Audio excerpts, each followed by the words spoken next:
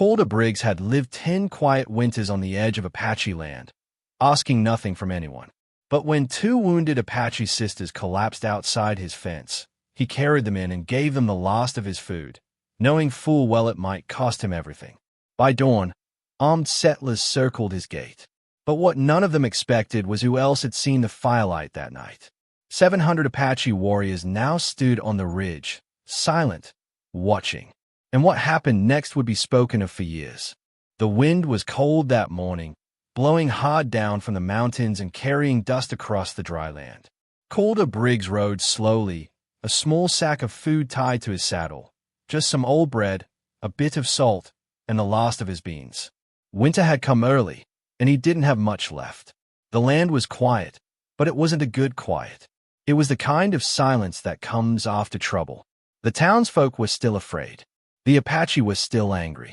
And Calder, who once wore a soldier's coat and marched in war, now lived alone with no one but his horses and his guilt. As he reached the edge of his ranch, something near the corral made him pull back the reins. 2 people were lying by the fence, barely moving. He got closer. They were young Apache women, both hurt bad. One had blood on her side, the other held a broken arm. They looked strong, like they could fight, but now they looked more dead than alive.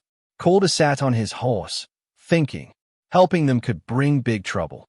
Some men in town would call him a traitor, and if their tribe showed up, they might think he was the one who hurt them.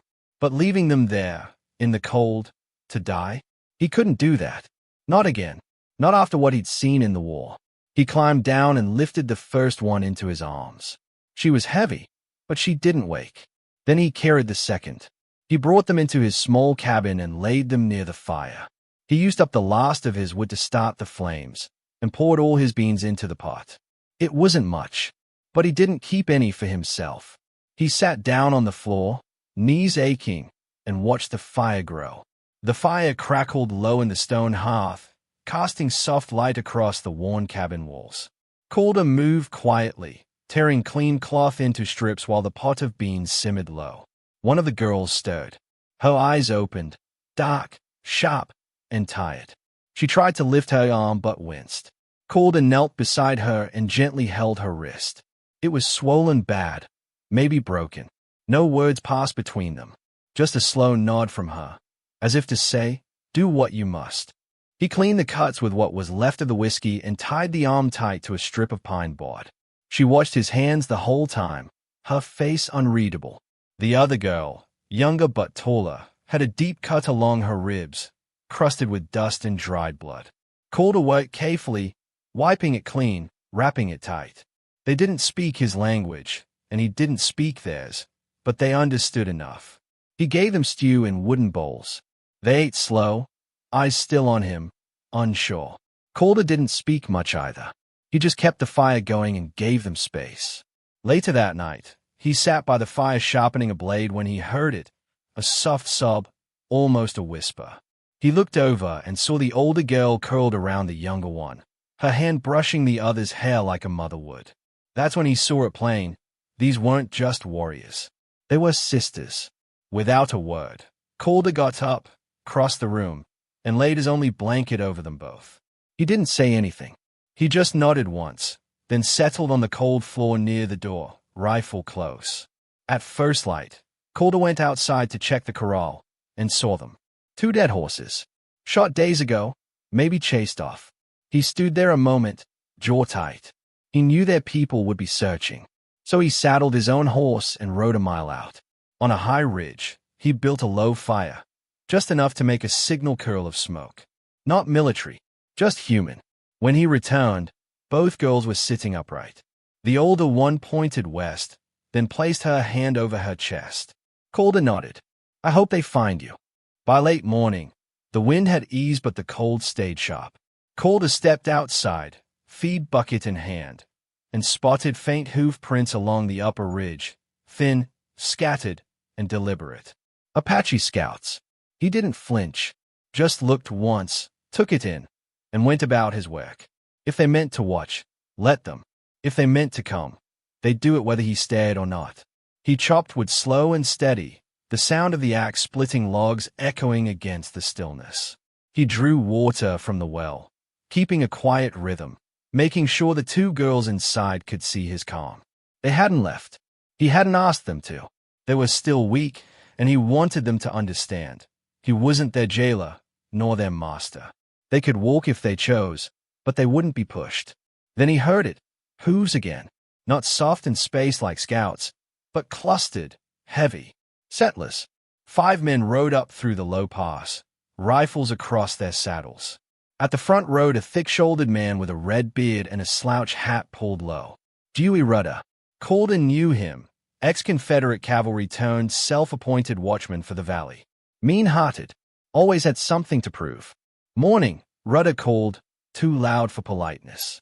Calder set down the axe. Didn't hear I was taking callers. Rudder didn't smile. Smoke on your ridge. Apache sign in the hills. We're just checking things out. Behind him, one of the riders spat. Another scanned the cabin door. We'll take a look inside. Calder wiped his hands on his coat, slow and firm. Ain't no law pass says you can walk into my home without cause. Don't need law. Need eyes. You harboring them. I'm harboring nobody, and I don't answer to guesses. The air turned heavy. One of Rudder's men shifted in his saddle. Fingers near triggers. Calder didn't move. Didn't blink. He nodded toward the pump. Water's clean if you're thirsty. Long pause. Rudder held the stare a moment longer, then huffed.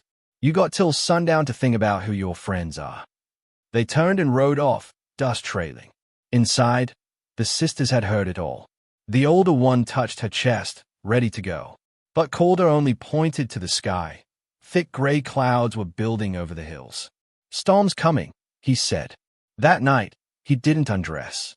He sat by the hearth, rifle across his knees, eyes half closed, listening to the wind shift. The sky was still black when Calder opened his eyes. Something had pulled him from sleep. No sound at first, just a feeling. Then it came again. Hoofbeats. Not rushed, not wild. Just steady. Dozens of them. He stood slowly, pulled on his coat, and stepped outside. The cold bit hard, but the air was still. Up on the ridge line, barely outlined by the paling sky, a row of mounted figures began to take shape. 30, maybe more. Silent. Unmoving. Calder didn't reach for his rifle. He raised both hands slowly, palms out, and stood just beyond the porch.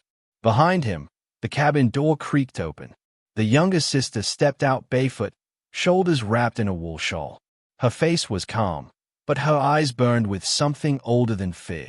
She stepped forward, lifted her chin, and gave a low, rising call. Not loud, but it carried. The line on the ridge didn't move. Then, one figure rode down. Alone. He dismounted halfway down the slope. Older man. Deep-lined face, gray hair braided behind his neck. A hide coat covered in weather and years. He walked with care, not caution, like a man who expected others to move around him. The sisters came down the steps. They didn't run. They didn't cry out.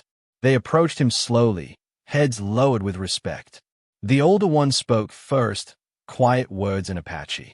Then the younger added something short, more forceful. The chief listened, expression carved in stone. Then, without warning, the elder girl lifted her arm, showing her wrapped wound. With her free hand, she reached behind and pulled Calder's blanket from her shoulders, holding it in both hands like something sacred. She folded it carefully, then placed it over her shoulders again, not for warmth, but meaning. The chief turned and walked to Calder. They stood a few feet apart. Calder didn't speak. He didn't try to explain. The air between them held history older than either man. The chief looked at the blanket, at Calder's hands, then into his eyes. Long seconds passed. Then the chief gave a single nod, deep, slow. Calder nodded back. They needed help, he said softly. That's all. The chief said nothing. He turned and walked back to his horse. He mounted, but didn't ride away. Neither did the others. The ridge stayed lined with riders, watching, waiting. The sun had not yet risen, and nothing was settled. The low thunder of hooves returned just before sunrise, not from the hills this time, but from the east, along the wagon ruts that led back toward town. Calder stood at the edge of his porch, arms crossed over his chest, watching the dust rise before the light could catch it. He knew the sound too well. Settlers coming fast, angry, and likely armed. There were more of them now than yesterday. 12 men at least, maybe more hidden behind, rifles strapped across their backs, their coats pulled tight and their shoulders set like men who expected trouble and were halfway hoping for it. Rudder rode at the front again, red beard stiff with frost, eyes hard and restless beneath the brim of his hat. But Calder didn't move for them. His eyes drifted higher, to the ridgeline beyond the pasture. What had been a silent row of figures the morning before had grown into something larger, heavier, and far more unshakable. Mounted warriors stretched shoulder to shoulder across the crest of the basin, horses calm beneath them, weapons not drawn but ready. There were so many now that the line itself had shape, like a wall built from bone and breath and the weight of history. They made no noise. They didn't need to. The settlers slowed, their pace faltering as they took in the view. Rudder pulled his horse up sharply and shouted, trying to sound brave but failing to hide the catch in his throat. "You did this, Briggs. You brought him here. That's what this is." His hand jerked toward the rifle at his side, but didn't lift it. Before Calder could answer, the older Apache sister stepped from the cabin, wrapped in the same blanket he'd given her chin high and her eyes level. She walked forward without pause, placing herself between Calder and the mounted men. She said nothing. Her presence was enough. Calder stepped down and joined her, unarmed, boots crunching against frost-hardened dirt. He didn't raise his voice. He didn't need to. The chieftain rode down slowly from the ridgeline, his horse steady, his face unreadable. When he reached the clearing, he looked only at the settlers.